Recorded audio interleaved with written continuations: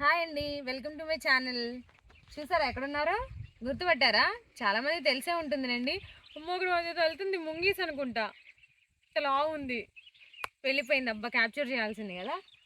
చూసారా, ఇవి పొగాకు అంటారు కదా, పొగాకు తోటలు అండి. ఫస్ట్ స్టార్టింగ్ అనమాట. రండి దగ్గరికి వెళ్ళి ఎలా ఉన్నాయో చూద్దాం. స్లోగా చాకి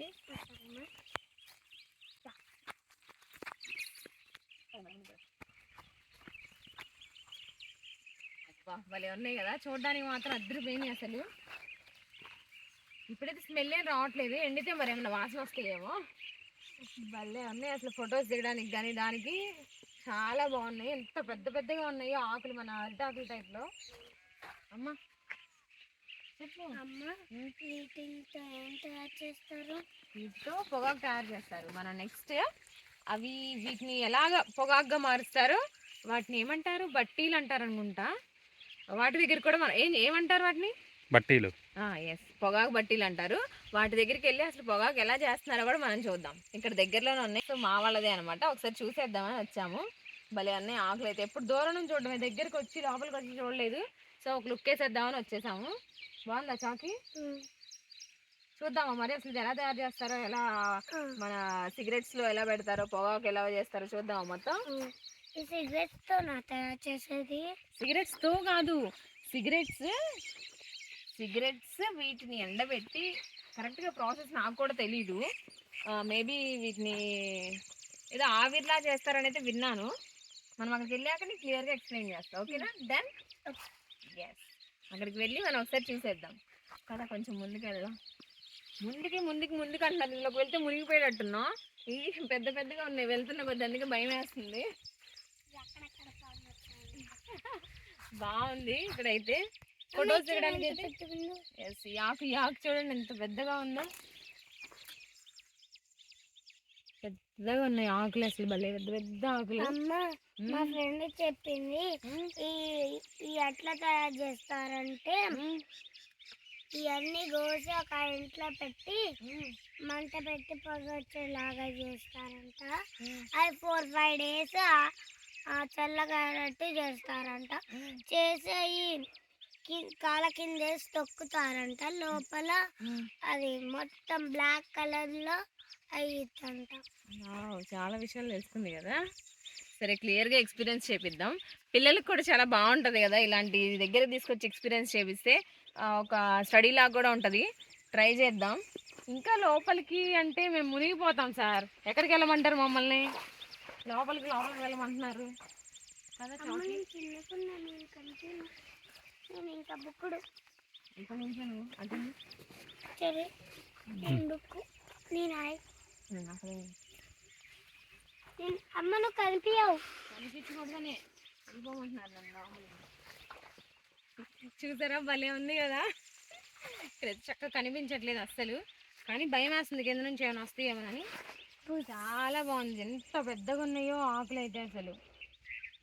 ఇవన్నీ ఎండబెట్టేసిన తర్వాత ఇంత అయిపోతాయి కదా చిన్నగా, ఎంత ఉన్నాయో ప్రజెంట్ అయితే. అసలు ఇప్పటి వరకు కోత స్టార్ట్ అవ్వండి, ఇది స్టార్టింగ్ అనమాట. దీని నెక్స్ట్ లెవెల్ కూడా పక్కనే ఉంది, చూసేద్దాం అక్కడికి వెళ్ళి ఒకసారి.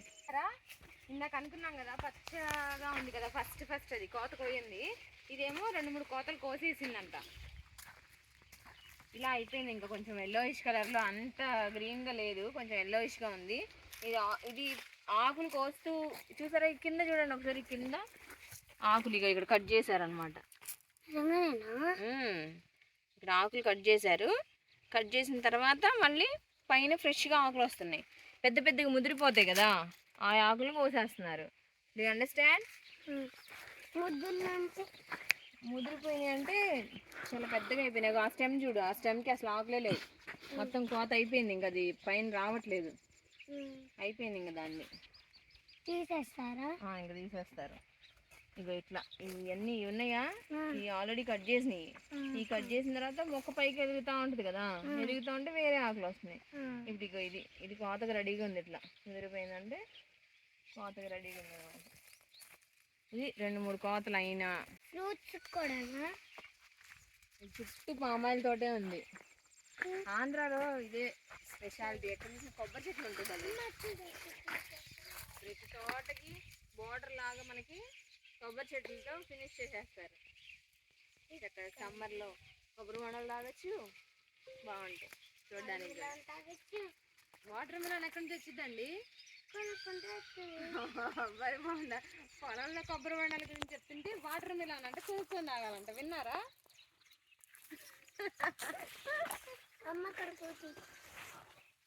ఈ పెద్ద పెద్ద ఇలా ఇలా ఇప్పుడు కోతకు వచ్చేసినాయి కదా, ఈ ఆకుల్ని ఎలా చేస్తారో మనం దానికి వెళ్ళి చూద్దాం. ఏంటది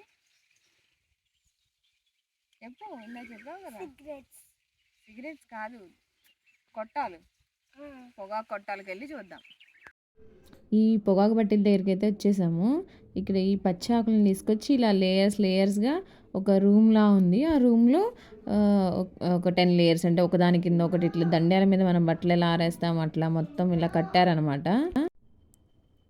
ఇదంతా ఒక చీకటి రూమ్లో మొత్తం ఇట్లా చేసేసి లేయర్స్గా వీటన్నింటిని ముదిరిపోయిన ఆకులు ఏవైతే ఉన్నాయో వాటన్నింటినీ ఇలా చూసారా ఎన్ని లేయర్స్గా పెట్టారో. అంటే దూరం నుంచి తీద్దామంటే బాగా చీకటిగా ఉంది. ఈ వెనక ఒకటి ఉంది, అది ఎక్కుతుంది చూడండి ఈవిడ. లేయర్స్ పెట్టడానికి అనమాట. పైనుంచి ఇక్కడ నుంచి వెళ్తే పైకి అక్కడ ఉంది. ఫ్రంట్ నుంచి ఇలా ఉందన్నమాట రూము.